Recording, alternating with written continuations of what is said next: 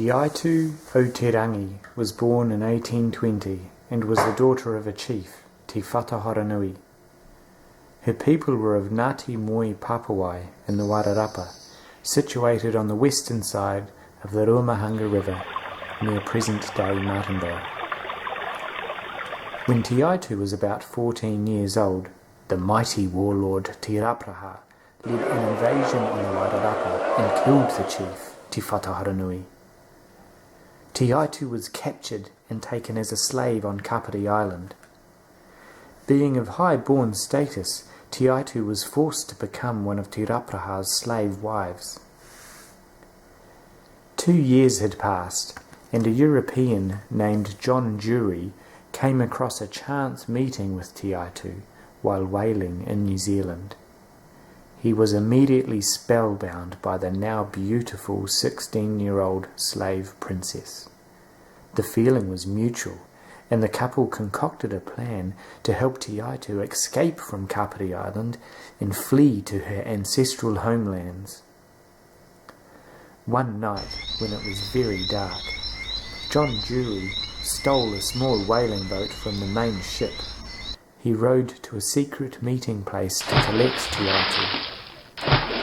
Both of them manned the oars, and together they pointed the boat across the Cook Strait towards Palliser Bay.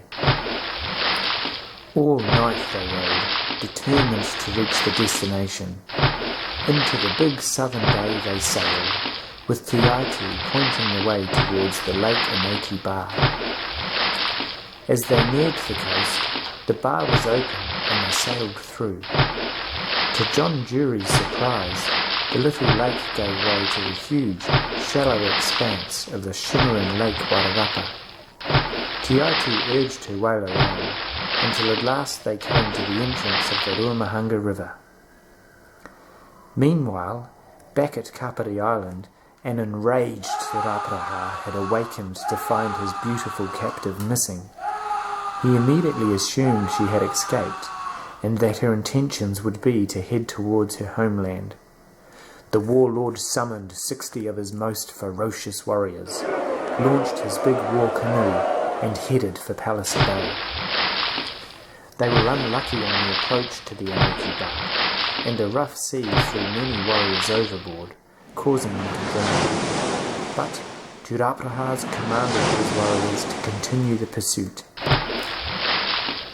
The lovers had scarcely reached the comparative safety of the Ruamahanga River when they were terrified to hear, across the still waters of Lake Wairarapa, the triumphant paddling song of the Ngāti Toa, Te Rapraha's war canoe.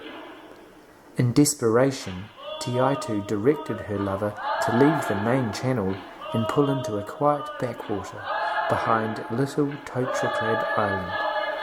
Breathlessly, the pair waited amongst the trees. Trembling, Te Aitu clung to her whaler as Te Rapraha and his war canoe sped past the island refuge and on up the river. For 3 days they dared not light a fire, nor even scarcely move, lest the wily enemy was lying in wait for them. Then, to their immense relief, they spied the big canoe, drifting silently down the river. In the stern sat a sullen Te Rapraha, looking neither left nor right. As empty-handed he made his way back to Kapiti Island. With the danger past, Te Aitu showed John the way up the Ruamahanga River and into the Waihini River, coming ashore at the Kura-te-Whiti clearing. At last they were at their destination, Te Aitu's ancestral homelands. She gestured to the land around them and explained to John that what was hers was his, and she offered this for their future home. Te Aitu then went on to an aged totara stump and took from it a woven basket containing a greenstone hoe, which her people had hurriedly placed before fleeing from Te Rapraha's invasion. This was a tangible symbol of family ownership. John Jury and Te Aitu went on to marry and had 4 children.